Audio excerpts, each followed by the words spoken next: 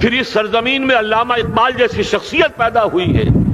یہ ساری چیزیں جو ہے یہ در حقیقت اشارہ کر رہی ہیں کہ یہ ملک مشیت ایزدی کے کسی طویل سلسلے کی ایک کڑی ہے، اور وہ سامنے آ گیا تھا کہ سن 47 میں یہ قائم ہوا ہے، اور پورے 9 مہینے بعد 14 اگست اور 13 مئی 14 اگست سن 47 اور 13 مئی سن 48 پورے 9 مہینے بعد اسرائیل عالم وجود میں آ گیا. اللہ تعالیٰ نے اس عالمی بیماری، اس کے لیے جو علاج ہے وہ پہلے پیدا کیا ہے. جیسے کہ حدیث میں آتا ہے ما انزل اللہ من دائن الا انزل لہ دوان. اللہ تعالیٰ نے کوئی بیماری ایسی نہیں اتاری کہ جس کا علاج بھی نہ اتار دیا ہو. اور جیسے کہ ماں کی چھاتیوں میں بچے کی ولادت سے پہلے دودھ پیدا ہو جاتا ہے، اس کی غذا کا بندوبست پہلے ہو جاتا ہے، اسی طریقے سے اسرائیل کا جو فتنہ اٹھنے والا تھا اس کی سرکوبی کے لیے پاکستان وجود میں آیا ہے. اور آج وہ مرحلہ آ گیا ہے، تاریخ کا ایک عظیم موڑ. آپ دیکھیں گے کہ بڑی مشابہت پیدا ہو گئی ہے. ایک طرف بظاہر امریکہ کی مرضی کے خلاف اسرائیلی وزیر اعظم نتن یاہو وہ بڑا ایک غرور کا اور بڑے تکبر کا مظاہرہ کر رہا ہے، اور وہ پورا پیس پروسیس جس پر نہ معلوم کتنا وقت صرف ہوا تھا، کتنی محنتیں ہوئی تھیں، کتنے راؤنڈز آف ٹاکس ہوئے تھے، کبھی واشنگٹن میں ہوئے ہیں، کبھی اوسلو طرز کا کوئی معاہدہ ہوا ہے، کبھی پھر اور اس کے بعد پیشی ہوئی تھی میڈرڈ کے اندر بھی، لیکن وہ سارا پیس پروسیس جو ہے اس کی دھجیاں کر رہا ہے. وہ وقت بالکل قریب نظر آ رہا ہے کہ یروشلم کے مسئلے پر وہاں بٹی دہک اٹھے گی. اور احادیث نبویہ میں جو خبریں دی گئی ہیں کتاب الملاحم کی احادیث میں معلوم ہوتا ہے کہ اب اس کا آغاز ہونے والا ہے. نتن یاہو کو امریکہ کے خلاف جانے کا اصل میں حوصلہ کیوں بڑھ رہا ہے؟ اس لیے کہ اسے معلوم ہے کہ فرنگ کی رگیں جہاں پنجہ یہود میں ہے، چاہے کلنٹن ہو یا کلنٹن کا باپ ہو، یہودی لابی وہاں کی اتنی مضبوط ہے، کانگریس میں اور سینٹ میں ان کا اتنا اثر ہے کہ کوئی بھی وہاں شخص بڑے سے بڑا طاقتور اور بڑے سے بڑا اختیارات کا حامل اسرائیل کی مرضی کے خلاف نہیں جا سکتا. یہی معاملہ یہاں نظر آ رہا ہے. بظاہر تو ناراضگی کا اظہار ہوا ہے، لیکن یہ بات اب تو کھلتی چلی جا رہی ہے.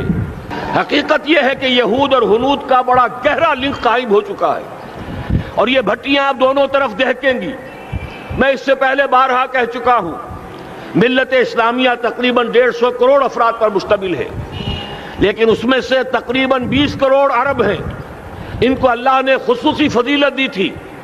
یہ تھے کہ جن کی زبان میں قرآن نازل ہوا، خود محمد عربی صلی اللہ علیہ وسلم عرب تھے، انہیں جو فضیلت عطا کی تھی. لیکن بدقسمتی سے اس دور میں آ کر بھی انہوں نے آزادی حاصل کرنے کے بعد بھی اپنا قبلہ درست نہیں کیا. کسی نے ماسکو کی طرف رخ کیا، کسی نے واشنگٹن کا رخ کیا، اللہ اور اس کے رسول کی طرف رخ نہیں ہوا. واقعہ یہ ہے کہ مجرم ہیں. دوسرے بڑے مجرم 150 کروڑ میں سے 10%، یہ 15 کروڑ مسلمان ہیں. حالیہ جو سینسس ہمارا ہوا ہے اس کے بعد اندازہ ہو رہا ہے کہ یہاں کی آبادی 15 کروڑ ہو چکی ہے. 10% امت مسلمہ کا مسلمانان پاکستان ہے، اور یہ اس اعتبار سے کہ اسلام کے نام پر ملک بنا کر نصف صدی گزار چکے، لیکن یہاں پر اسلام کا بول بالا نہیں ہوا، کتاب و سنت کی بالا دستی کر اعلان نہیں ہوا. دستور میں ساری اسلامی دفعات موجود، لیکن اس کے ساتھ ہی ایسے خلا موجود، چور دروازے موجود کہ کوئی دفعہ بھی مؤثر نہیں ہے. یہ منافقت کا پلندہ لے کر ہم چل رہے ہیں اس دستور کو، اس دستور مملکت پاکستان کو. لہذا واقعہ یہ ہے کہ یہ بھٹی جو ہے اب ہماری آزمائش کے لیے آگ ابراہیم ہے، نمرود ہے. کیا کسی کو پھر کسی کا امتحان مقصود ہے؟ اس لیے میں نے وہ آیت بھی آپ کو سنائی، وَلَنَّبْلُوَنَّكُمْ بِشَيْءٍ مِّنَ الْخَوْفِ وَالْجُوعِ. آج کی صورتحال پر غور کیجئے، کس درجے یہ الفاظ ہمارے جو ہیں وہ ثابت ہو رہے ہیں اور جس اپلائی ہو رہے ہیں. ایک خطرہ پیدا ہو چکا ہے. واقعہ یہ ہے کہ کوئی کرائسس ہو، کوئی خطرہ ہو، کوئی اندیشہ ہو تو قوم جاگ جایا کرتی ہے.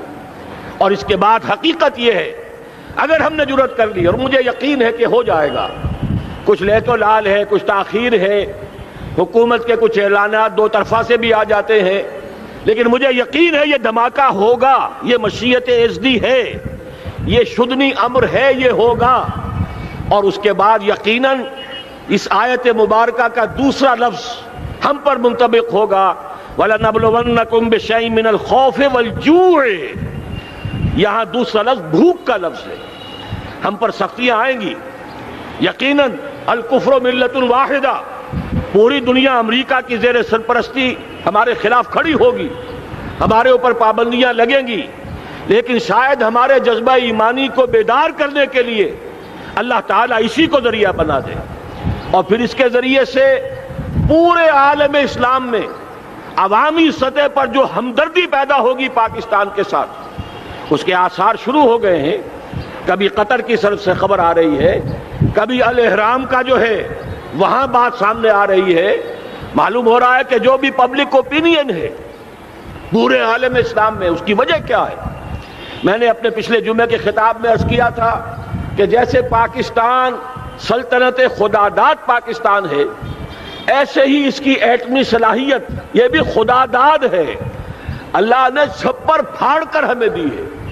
ایسا نہیں تھا کہ ہم نے لیبارٹریاں بنائی ہوں، ہمارے سینکڑوں اور ہزاروں سائنسدان ریسرچ میں لگے ہوئے ہوں، نہیں، اچانک اللہ تعالیٰ کی طرف سے ہمیں ایک نعمت غیر مترقبہ عطا ہو گئی ڈاکٹر عبدالقدیر کی شکل میں۔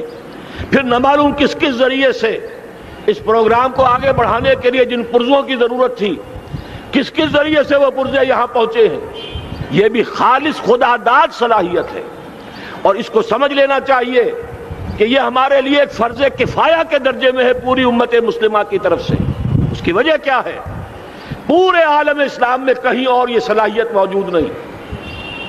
کچھ ایٹمی دانت نکلنے کا امکان پیدا ہوا تھا عراق میں، آپ کو معلوم ہے کئی سال پہلے اسرائیل کے جٹس آئے اور اس کی ایٹمی تنصیبات کو تہس نہس کر کے چلے گئے۔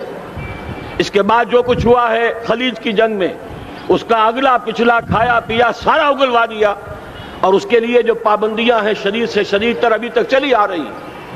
تو اچھی طرح سمجھ لیجئے کہ پورے عالم اسلام میں صرف ایک پاکستان ہے، پوری دنیا میں صرف ایک ملک ہے جو اسلام کے نام پر بنا، پورے عالم اسلام میں صرف ایک ملک ہے جس کے پاس ایٹمی استعداد ہے۔ ان دونوں چیزوں کو سامنے رکھیے تو پھر مشیت اعزدی میں مختلف چیزیں جو اللہ تعالیٰ کی اس تدبیر کے اندر موجود ہیں، اس کی کچھ نہ کچھ کڑیاں جو ہیں ملتی نظر آتی ہیں۔ لہذا اگر یہ معاملہ ہو جاتا ہے تو یقیناً اگرچہ سختی آئے گی، وَلَنَبْلُوَنَّكُمْ بِشَيْءٍ مِّنَ الْخَوْفِ وَالْجُوعِ، لیکن ایک تو یہ کہ اس قوم کے اندر سے انشاءاللہ جذبہ ایمانی برآمد ہوگا، اس قوم کے اندر سے ایثار اور قربانی کے جذبات برآمد ہوں گے، پورے عالم اسلام کی اخلاقی سپورٹ اسے حاصل ہوگی۔ اور میں یہ سمجھتا ہوں کہ جیسے نوائے وقت نے بھی بہت اچھا کیا، کل یا پرسوں کے اپنے جو سر وقت پر وہ احادیث شائع کر دی ہیں، جن میں سے دوسری حدیث بڑی معنی خیز ہے۔ حضور نے فرمایا اصابتان احرزہم اللہ من النار، دو لشکر ایسے ہیں کہ جن کو اللہ تعالیٰ نے جہنم کی آگ سے چھٹکارے کا پروانہ دے دیا، وہ لشکر جو ہیں وہ جہنم کی آگ سے چھٹکارا پا گئے، احرزہم اللہ